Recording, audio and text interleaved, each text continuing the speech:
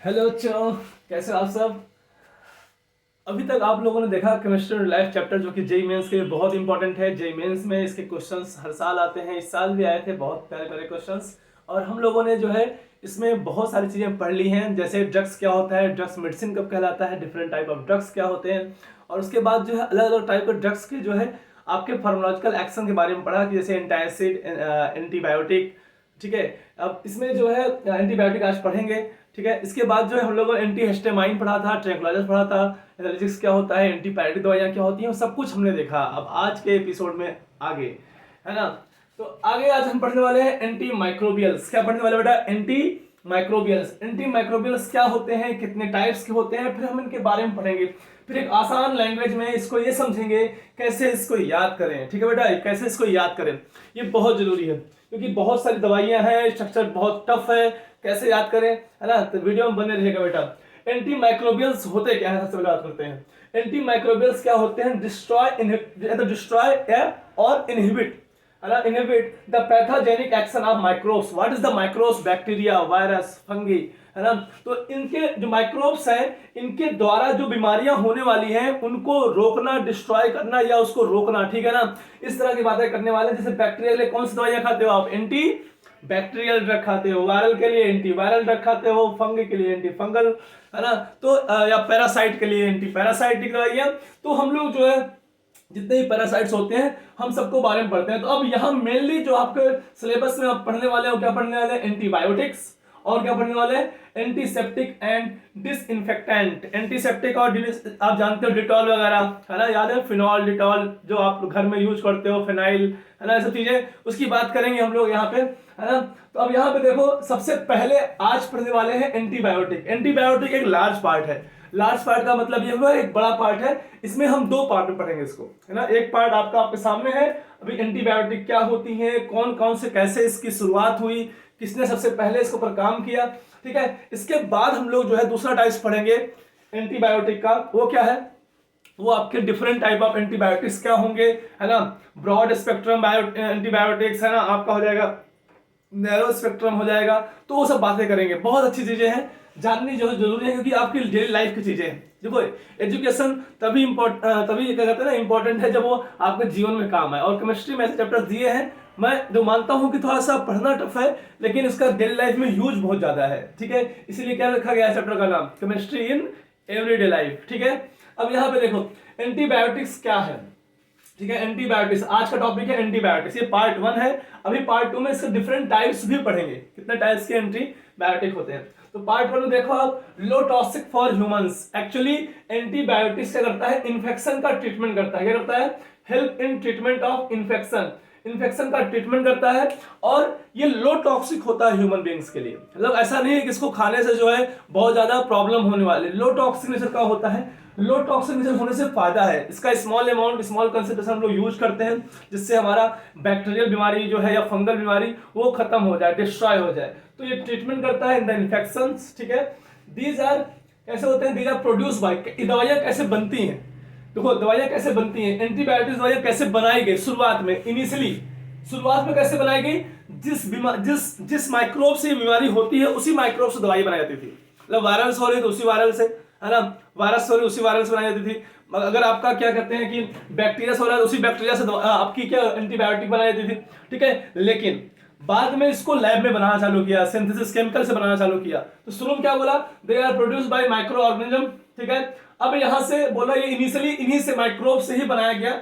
बाद में लेटर क्या हुआ? बाद में इसको प्योरली सिंथेटिक बनाया गया या पार्शली सिंथेटिक बनाया गया। प्योरली का मतलब हो गया कंप्लीटली लैब में इसको डेवलप किया गया, है ना। और पार्शली का मतलब हो गया कि कुछ सिंथेटिक पार्ट है, कुछ कैसा है आपका ऑर्गेनिक पार्ट है जो कि आपका जो है माइक्रोब से आया हुआ है। ठीक है ना, तो इस तरह से इसको बाद में जनरेट किया गया, लैब के अंदर जनरेट किया गया। ठीक है ना, तो इसके बाद देखो बेटा, इसके बाद ये है कि इसके स्ट्रक्चर के बारे में बात करने वाले हैं। आगे चल के इसके स्ट्रक्चर के बारे में बात करेंगे कि आखिर क्या होता है, एंटीबायोटिक कैसे काम करता है, इसका वर्क बताओ, इसका वर्क क्या है, काम कैसे करता है बेटा। तो क्या करता है? इनहिबिट करता है, रोकता है ग्रोथ को, है ना, है ना, या डिस्ट्रॉय करता है, ग्रोथ को रोकता है या डिस्ट्रॉय करता है। किसके ग्रोथ को?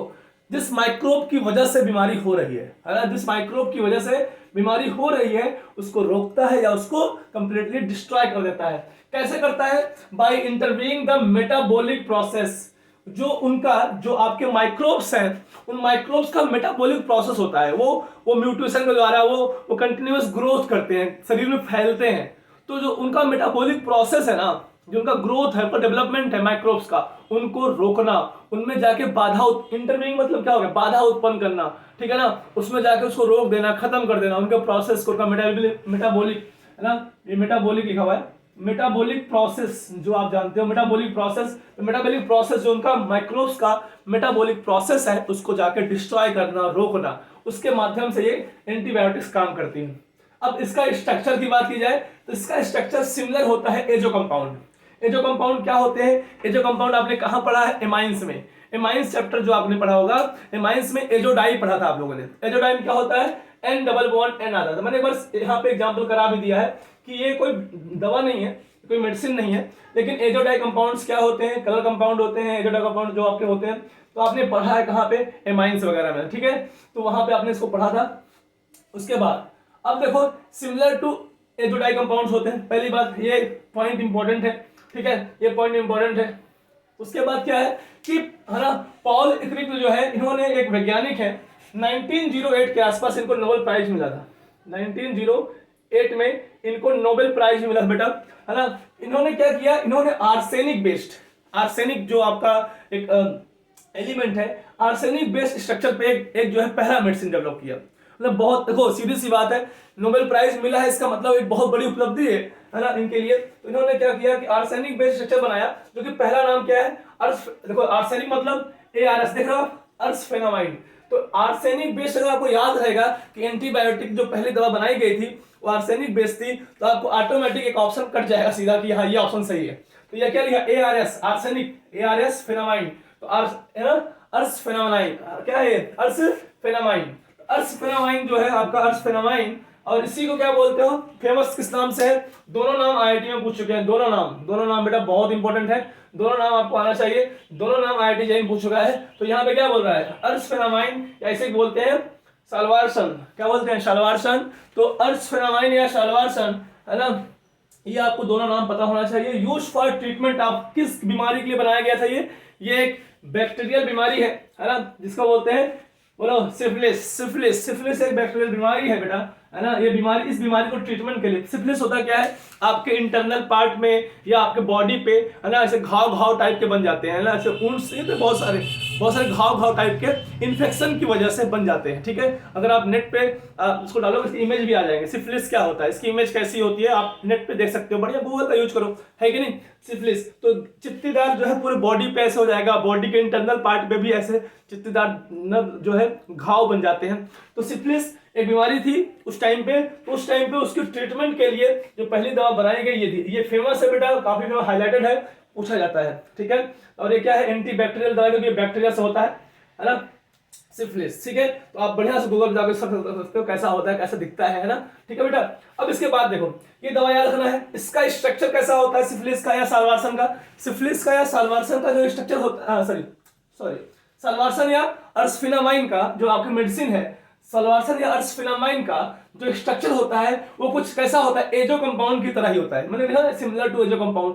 कैसा होता है? देखो, AS double bond AS, similar दिख रहा है क्या आपको? साल्वारसन सिमिलर दिख रहा है क्या? इसके सिमिलर दिख रहा है। अब देखो, बस इतना ध्यान रखना है कि दोनों साइड में, है ना, दोनों साइड में ध्यान रखना है इस बात को, OH के सामने है AS, OH के सामने है AS, ठीक है। बाकी यहाँ पे एमाइन ग्रुप प्रेजेंट है, ठीक है। तो इसे क्या लिखते हैं? अर्सफेनामाइन, अर्स मतलब आर्सेनिक, और क्या है? फिनॉल ग्रुप है और एमाइन है। फिनॉल मतलब हो गया OH और एमाइन मतलब हो गया NH2। तो इस तरह से देखो अर्सफेनामाइन, तो आपको इसके नाम में ही इसका स्ट्रक्चर दिख रहा है। अर्स मतलब हो गया आर्सेनिक, डबल आर्सेनिक है, और एजो कंपाउंड की तरह डेवलप, है ना, तो आपको दिख जाएगा, डबल बॉन्ड आएगा, और इस तरह से इसका स्ट्रक्चर इंपॉर्टेंट है, आपको स्ट्रक्चर इसको याद होना चाहिए। तो आप इसको यहाँ से स्मार्टली, है ना, एक होता है, हाँ, एक होता है आम जिंदगी कि आप जो है रटे जा रहे हैं, एक होता है इस मेंटोस जिंदगी। मेंटोस जिंदगी क्या होता है बेटा? कि आप इनके नाम में उसके स्ट्रक्चर को खोजो, है ना, उसके नाम में ही उसके स्ट्रक्चर को डेवलप करो। कैसे कैसे जो है नाम में ही स्ट्रक्चर छुपा हुआ है, ठीक है। अर्शफेनामाइड, तो आपको ये अच्छा होपफुली आपको याद हो गया होगा, ठीक है। तो जब भी एजो बनता है, एजो में क्या होता है, OH के सामने वाला बॉन्ड एजो की तरफ बनाता है। देखो यहाँ पे भी देखो क्या था, OH के सामने वाला बॉन्ड N था, तो यहाँ पे OH के सामने वाला कौन होगा, AS होगा, बाकी बगल में कौन है, NH2 है, ठीक है। और अब नाम से मालूम चल रहा है, फिना मतलब हो गया फिनॉल ग्रुप है, एमाइन का मतलब हो गया NH2 ग्रुप भी मौजूद है, अर्स मतलब क्या हो गया, आर्सेनिक मौजूद है, ठीक है बेटा। इस तरह से आप पहला कंपाउंड जो आपका है, पहला जो मेडिसिन है, जो कि आपका क्या है, आपका एंटीबायोटिक है। एक्चुअली ये बैक्टीरिया के लिए यूज किया गया है, जो कि सिफिलिस बीमारी को ट्रीट करता है, ठीक है। फिर जो है क्या हुआ, बाद में जो है अभी इन्होंने और काम करना चालू किया, इसके ऊपर और डेवलप करना चालू किया। तो इन्होंने बोला कि जब अगर ये सिंपली एजो की तरह सिमिलर है, एजो की तरह सिमिलर है, इसका मतलब हो सकता है क्या पता एजो के फॉर्म में भी हमें कोई दवा मिल जाए, एजो के फॉर्म में कोई दवा मिल जाए। फिर इस पे काम करना चालू किया तो हमें अलग से एंटीबैक्टीरियल दवाइयां मिली, है ना, ठीक है। सिमिलर स्ट्रक्चर आप किसकी तरह है, सलवारसन की तरह, इसकी तरह सिमिलर, ये इसका नाम क्या है, प्रोंटोसिल। तो प्रोंटोसिल दवा जो है ये भी इंपॉर्टेंट है, बॉक्स में है, नाम आपको मैंने मेंशन किया, तो आपको जो है जितने बॉक्स में दवाइयां हैं ये आपको एकदम याद होनी चाहिए। तो प्रोंटोसिल जो बनाया गया क्या है ना, पूरी तरह से एजो कंपाउंड है, एजो कंपाउंड है बेटा। और जो है इसमें प्रोंटोसिल में आप देखोगे एक मैंने यहाँ पे डॉट डॉट लगाया हुआ है, जो डॉट डॉट आप लगाया हुआ है ना, जानते हो क्या है ये आपको क्या है, ये सल्फा है ना, सल्फानिमाइड है, क्या है आपका, है ना, सल्फानिमाइड। और ये एमाइड ग्रुप लगा हुआ है, क्या लगा हुआ है, सल्फोनिलमाइड। यहाँ क्या है, सल्फोनिलमाइड, सॉरी सल्फोनिलमाइड है ये, सल्फोनिलमाइड मतलब SO2NH2 है ना, सल्फोनिलमाइड। जैसे आपका स्ट्रक्चर है H डबल बॉन्ड O और NH, दिस कॉल्ड सल्फोनिलमाइड। तो ये जो सल्फोनिलमाइड स्ट्रक्चर में था, मिला दवा, अब ये जब बॉडी में जाती है दवा ना, तो ये सल्फोनिलमाइड में टूट जाती है। जब फिर जो है अब इन्होंने सोचा, और इसके बारे में जो वैज्ञानिक लोग हैं ना, वो कंटिन्यूअस सोचते हैं आखिर और क्या हो सकता है, और आसान क्या हो सकता है। फिर देखा कि ये सल्फोनिलमाइड है, इससे भी एक दवा बनाई जा सकती है, किसके लिए, है ना, आपके, है ना, एंटीबायोटिक दवाइयां बनाई जा सकती हैं। तो उन्होंने क्या किया, सल्फोनिलमाइड का जो पार्ट आपका था, ये बॉडी में जाके इस पार्ट में टूट जाता है, सल्फोनिलमाइड पार्ट में, दवा नहीं है, इसका एक क्या है, कंस्टिट्यूएंट पार्ट है ना, इस पार्ट में टूट जाता है बेटा।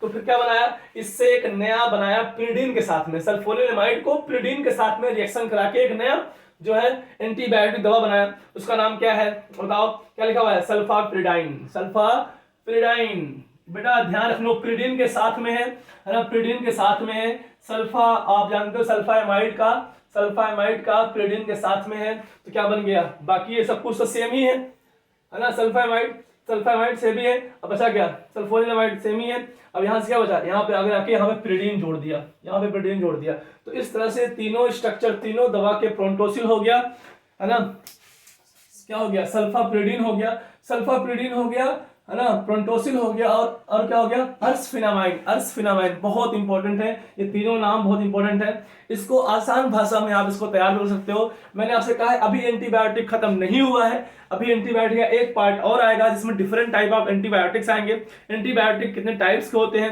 है ना। और उसके बाद जो है आप उसमें ये भी देखोगे कि जो है नैरो स्पेक्ट्रम दवाइयां क्या होती है। पेनिसिलिन भी बाद में खोज हुई, पेनिसिलिन के लिए भी नोबेल पुरस्कार मिला था, अगर आपको याद हो। पेनिसिलिन बहुत फेमस एंटीबायोटिक दवाई है कि नहीं, है ना। तो उसके बारे में भी आगे बात करेंगे हम लोग पार्ट 2 में इसी के एंटीबायोटिक में। अच्छा कैसे याद करें, मैंने इसका एक थोड़ा सा जो है ना, कहते ना, रिदम बनाने की कोशिश की है ना। आपको कुछ और अच्छा लगे तो आप कमेंट बॉक्स में मेंशन कर सकते हो, चैनल को लाइक शेयर सब्सक्राइब करते रहिएगा, है ना, ठीक है बेटा। तो यहाँ पे देखो इसमें क्या लिखा है, अर्सफिना एंड सल्लू। अर्सफिना एक नया नाम मैंने डेवलप किया है, अर्सफिना एंड सल्लू का मतलब नाम सेम ही हो गया, अर्सफिनामाइन एंड सल्लू से क्या बन जाएगा, सल्लू भाई, अर्सफिना एंड सल्लू भाई। टाइगर जिंदा याद है आपको, क्या थे, जासूस थे ना, बोलो, अर्सफिना एंड सल्लू भाई। तो इससे क्या हो जाएगा, अर्सफिनामाइन एंड सलवारसन, ये आपका जो हो गया।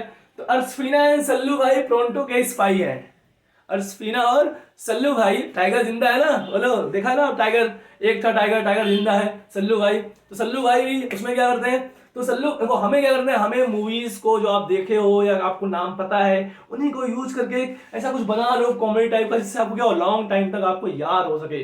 बात समझ में आई बेटा।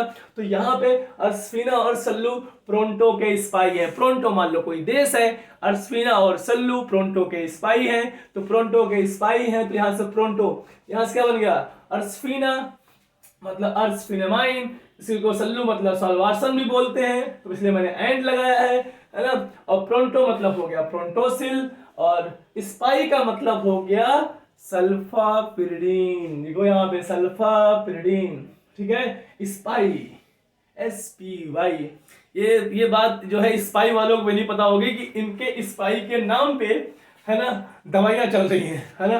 तो अपने आप को स्पाई बोलते होंगे, लेकिन हम लोगों ने क्या किया, केमिस्ट्री वालों ने उसको भी एक नए स्पाई की तरह यूज किया कि उनके स्पाई के अंदर हमारा स्पाई छुपा हुआ है। कौन छुपा हुआ है? सल्फापिरिडीन। बात समझ में आई क्या?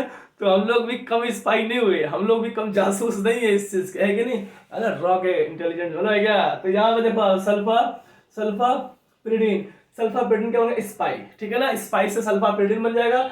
एस्प्रिना, है ना, अर्सफिना, अर्सफिना एंड सल्लू, है ना, प्रोंटो के स्पाई है। अर्सफिना एंड सल्लू प्रोंटो के स्पाई है। अर्सफिना मतलब अर्सफिनेमाइन, है ना, अर्सफिनेमाइन, और इसी को बोलते हैं, सल्लू को बोलते हैं सलवारसन। एंड प्रोंटो, प्रोंटो मतलब प्रोंटोसिल, प्रोंटोसिल, और उसके बाद के स्पाई है। स्पाई का मतलब, है ना, सल्फापिरिडीन। ये तो स्पाई वालों को भी नहीं पता, ठीक है। हाँ, तो अभी हम लोग इसके दूसरे पार्ट में मिलेंगे, है ना, दूसरे पार्ट में मिलेंगे बेटा। दूसरे पार्ट में हम लोग डिफरेंट टाइप ऑफ एंटीबायोटिक्स पढ़ेंगे, ठीक है ना, जिसमें हम लोग जो है स्टैटिक क्या होता है, सैडल क्या होता है, नैरो स्पेक्ट्रम क्या है ना, पेनिसिलिन किसमें आता है ना, कुछ बहुत बढ़िया बढ़िया चीजें और पढ़ने वाले हैं पार्ट 2 में, ठीक है। बने रहेगा लगातार और हर लेक्चर को जरूर देखिएगा, कोई लेक्चर मिस मत करिएगा। मिलते हैं नेक्स्ट पार्ट में।